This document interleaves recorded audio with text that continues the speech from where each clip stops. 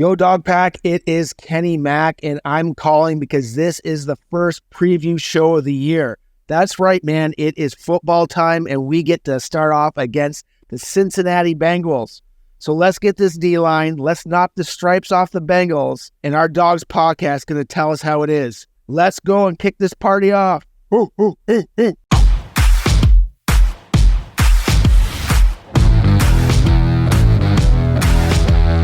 Welcome to the Dawgs Podcast with your hosts, Blake Reneker, Justin Charles, John Nye, and Josh All.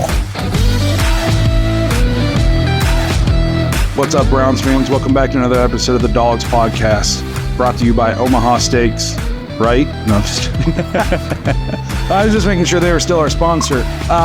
If you want to get your intros on the show or your voicemails on the show, head to thedawgspodcast.com, tap leave voicemail. It's finally here. We finally have real football games to talk about. No more speculation, no more preseason football. It's games that matter.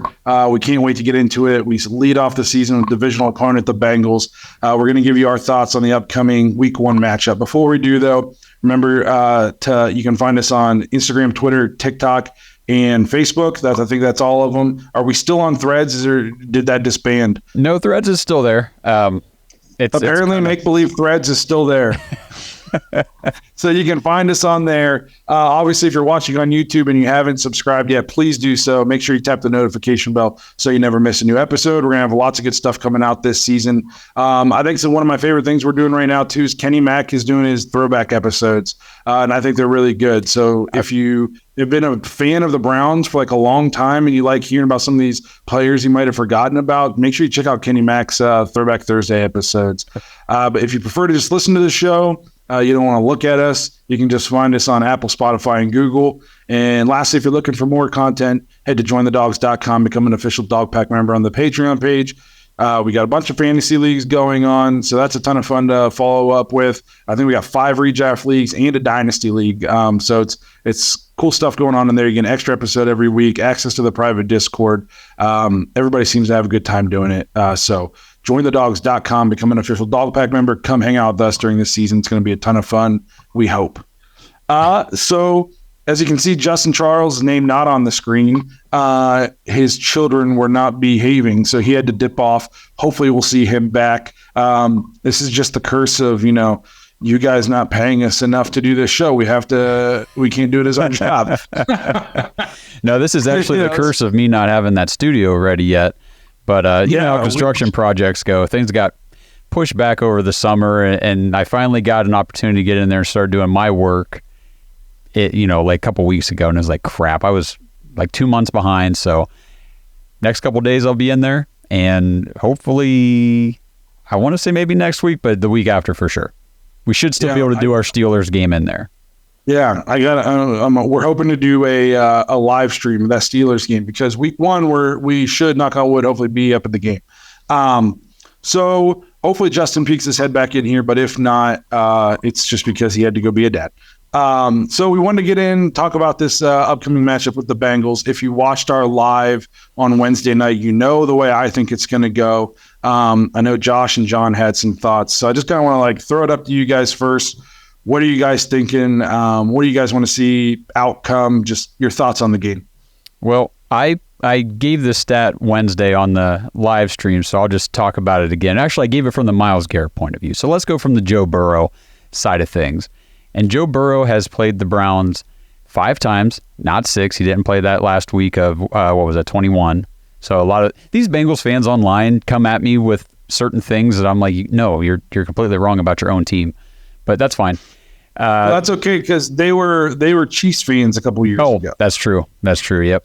So anyway, Burrow is 1-4 in his 5 starts against the Browns, and let's see, he has never beaten Cleveland when he gets sacked more than once. So if the Browns get 2+ sacks on him in a game, he hasn't won. Really, one sack. He's never beaten us with more than one. Correct. The one win, we only sacked him 1 time. And everybody, again, is coming back saying, oh, no, he was sacked twice. No, Myles Garrett had 2 sacks. The second sack was on Jamar Chase when he was trying to throw a pass. Burrow was only sacked once in that game last year. So in those 5 games. We have sacked Joe Burrow 18 times, and we have actually 2 games with 5 sacks on him. On average, the Browns convert 27.7 of their pressures into sacks against Joe Burrow, and that was with Joe Woods. Before we move on, Ohio, Caesars Sportsbook is kicking off the NFL season with a new bet, $50, get $250 in bonus bets. Limited time offer. New users can sign up with our code DAWGSGET, that's DAWGSGET, all one word, and you can redeem $250 in bonus bets after placing your first wager of $50 on any NFL game. Even if your first bet loses, you will receive one $50 bonus bet credit each week over the next 5 weeks. Make sure to enter our code DAWGSGET while signing up to have a bet on Caesars every week for the start of the season. That's code DAWGSGET, all one word. Offer is only available for new customers who are 21 and older and physically present in Ohio. Please gamble responsibly. If you or a loved one has a gambling problem, call 1-800-GAMBLER. Check the episode description for the full terms of the offer to see if you can qualify. That was with Joe Woods, Taven Bryan. Yes. Jadeveon Clowney, who was not a pass rusher. Yeah, Jordan Elliott. Who else were we rolling? Togiai. I mean, yep. If you're a Bengal, like they're talking so much on Twitter. It's fun. Like finally, like hopefully both teams are good enough that it's a fun rivalry again. But man, they talk a lot of crap for a team that has only beaten us twice in their last 10 tries. And anytime you like to bring that up, they're like, well, at least we lost in an AFC championship game, or at least we lost in a Super Bowl. Like, well, congratulations, you finished second. We're super proud of you. Like, it's unbelievable to me how much they're talking, and they don't match up well with us. They can be a good team, which is apparent, obviously, because they have had the success the last couple of years, but they don't match up well with us. What their weakness is what we take advantage of. Their offensive line is not good, and they tried to improve it last year, and Joe Burrow was still sacked a ton. And I know they added a left tackle this year. It's not going to matter because Miles has abused that guy when he was in Kansas City. So, and it's not just Myles Garrett and his gang of misfits anymore. This front seven it's going to be lethal. Like I almost fear for his life. I think it's going to be. I don't know if he makes it through the game, man. Like we talked about with that calf injury. I don't know. I just don't know. Like you remember the clinic? I don't really think it's smart to keep him in.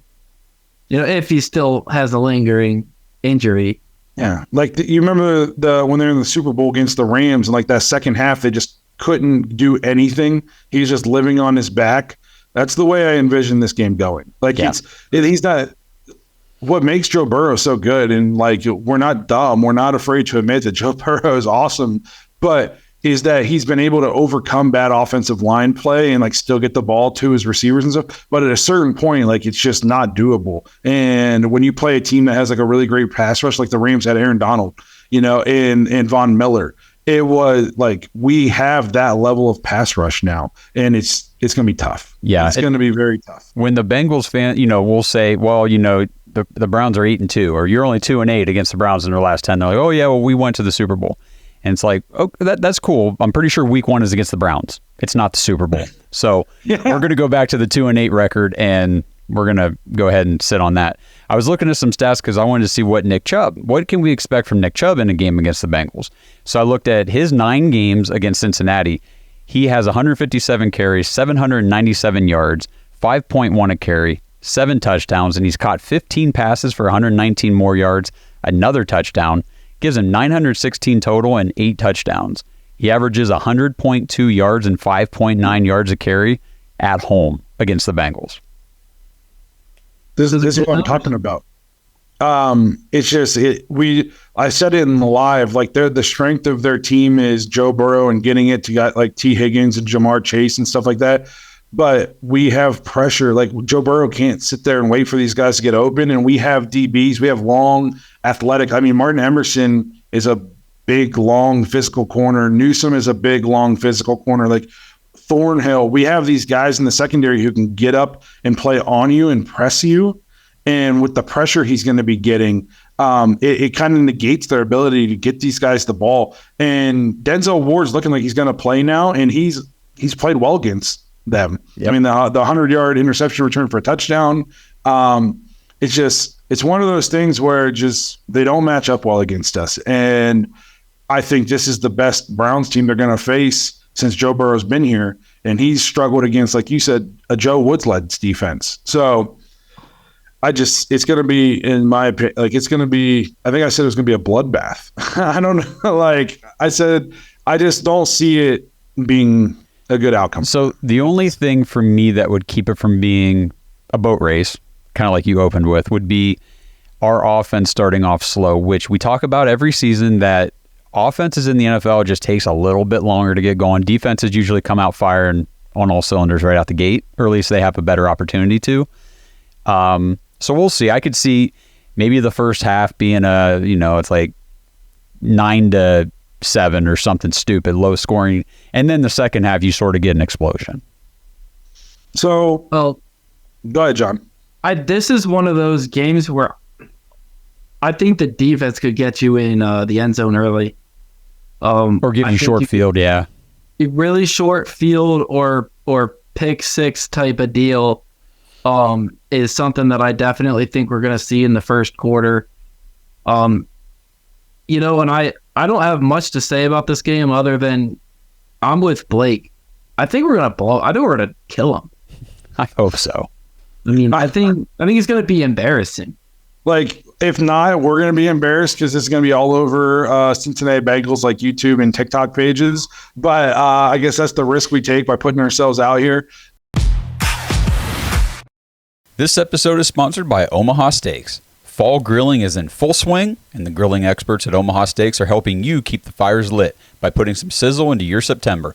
Head over right now to omahasteaks.com and type code DAWGS, DAWGS, into the search bar, and you will get 50% off all steaks. That's right, they're turning September into Steak-tember with mouth-watering deals on all your favorite tender, juicy, extra-aged steaks. And as an added bonus, you also get 2 free 10-ounce bone-in New York strips with select packages, like the Guaranteed Perfection Grill Pack. This package is the perfect sampling of everything that makes Omaha Steaks unforgettable. The Guaranteed Perfection Grill Pack includes 4 butcher's cut filet mignons, 4 boneless pork chops, 4 air-chilled boneless chicken breasts, 4 pure ground filet mignon burgers, their Omaha Steak seasoning, and of course, like I said, with our promo code DAWGS in the search bar, you get 2 free 10-ounce bone-in New York strip steaks with your order. Football season is back, Browns fans. That means you're tailgating. That means you're cooking out. You're getting together. And now is the perfect time to grab some extra meat for your cookouts because all of the mouth-watering steaks at Omaha Steaks, 50% off during the Steak-tember sale event. So again, head to omahasteaks.com right now, enter code DAWGS in the search bar, get all the exclusive Steak-tember packages, and get those 2 free 10-ounce bone-in New York strips when you order. Make sure you order today. This exclusive offer is only available for a limited time. Stay fired up for fall grilling with 50% off all steaks during the Steak-tember sales event. That's omahasteaks.com, keyword DAWGS. Last year, I feared their defense a little bit. They played very complimentary football. Like, they could get ahead, and then they had a good pass rush, and they didn't give up any second-half points. I think until we played them, they hadn't given up a touchdown in the second half, if I remember correctly last year. But they lost a lot of guys on this defense now. It's not the same defense it was a year ago. I think the secondary could be suspect. I think we can take advantage if they try to take Chubb out of it and make Deshaun beat them. I think he'll do it. Yeah. So like I was saying on the live stream the other night or the last episode, I did that quick study on just Deshaun Watson, his performance in that game, because again, everybody's, your quarterback was trash in that game. It's like, well, okay, let's see. Was he really? So the week before was the first game back against Houston where he only threw 22 passes, and he did not look good. No. So in this game, he had to throw the ball 42 times in just his second game back after 707 days, I guess, since everything went down. He completed 26 of 42 for 62%, 276 yards, so he almost threw for 300, a touchdown, a pick, and his receivers had 3 drop passes, and PFF had his adjusted completion percentage. It was a season high, 80.6%, and he carried the ball for 33 yards on the ground. He actually picked up 19 first downs in the game. He was pretty darn, for being his second game back after that huge layoff, he was pretty sharp in the game. No, and I think he's going to play more loose. And we've talked about this before too, is it's not just that he's going to be more loose. I think Stefanski's going to be more loose in terms of play calling. Like, it's going to be way more open. Last year when Deshaun came back, it was still the offense that was made for Jacoby Brissett. Okay, this is an offense tailor-made for Deshaun Watson. He's going to have Mary Kay has come out and said he has the authority to change plays at the line. He can audible. He can do all kinds of stuff. I think a big factor in this game is going to be his legs. We saw it in the preseason. He can make plays happen with his legs. He's going to be able to extend drives, which are backbreakers. It's just, I think we're finally going to see like everything come together. Yeah. I just have that feeling. I've had this feeling before and they've really screwed me. So, but I just feel like I just have a feeling this year's different. And like the offense, even though there were times in this preseason where I was like not pumped, but there were also times where we looked pretty good. And like John has mentioned, no Nick Chubb in the preseason, no Bitonio, no Amari Cooper, right? Did Amari Cooper play at all in the preseason? Yeah, he played in that last game. In the last one, okay. But no Nick Chubb's huge. No, you know what I mean? We were starting, nobody was afraid of Demetric Felton. No. You know what I mean? Like, so having Nick Chubb out there, it's going to be a pick your poison. And if you try to just sit back because you're afraid of Deshaun, I mean, Nick Chubb's going to have 200. Yep. Yeah, I think it's going to be good. It's going to be a good first game. I think we put the league on notice because the Browns are getting – there's a couple national media guys who are coming out and saying, like, you guys are sleeping on the Browns. There's a couple of them. But overwhelmingly, most people are saying that we're going to be awful. And it's all because they think Deshaun just forgot how to play football. Right. And I've been on the record saying, like, Deshaun's got to be great. We paid him $230 million. He's got to come and be elite. But worst case scenario, even if he is as bad as Baker Mayfield was in his last year, we can still win 9 games because with this defense in his run game alone. So if he is just great and not elite, or good and not elite, I mean, to me, the floor is like 9 or 10 games. So nobody wants to give the Browns any credit because we're the Browns and it'll make them look bad, and they don't want to give the Browns any kind of credit. I think we put the league on notice week 1, like, watch out, this defense is real. Deshaun can still play football. They do have the best running back in football and one of the best lines in football. Like, the league's in trouble. Yeah. Yep. I think that media narrative too, still, all this stuff about Kevin as well, because I was having an argument with somebody earlier in the week about how, do you think Deshaun Watson can be any good with Kevin as his head coach? I said, well, let's see. Baker was top 10 in QBR and Jacoby Brissett was top 10 in QBR with Kevin Stefanski as his head coach. I'm pretty sure Deshaun Watson's going to be okay. He can be top 10 in QBR on his own.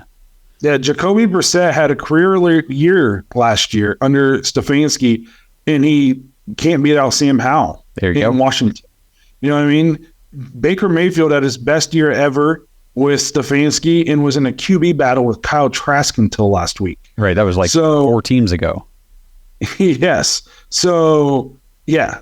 Do I think he can be successful with Stefanski? 100%. Stefanski and his philosophies and what he wants to do with Deshaun is a major factor in why Deshaun's even on the team.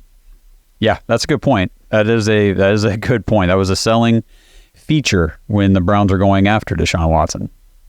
Yep. So I don't know. I think it's going to be a fun game if you're a Browns fan. I think it's going to.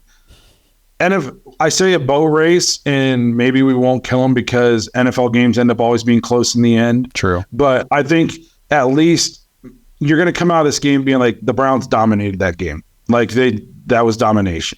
I think it is still even on the scoreboard. I think it's going to look like a blowout. I just don't think they're going to get in the end zone that much. And I hope so. Do you have a prediction? I'll say like 35-21 Browns. I was going to say 35-14. So I was kind of thinking like 27-13. So, like you said, I mean, a blowout in the NFL is like a 10-point victory. Yeah. I mean, in all honesty, because everybody is, it's a high level of football. It's the highest you can get, and everybody plays pretty well in the end. So, we need to come out 1-0. 1-0. Yes.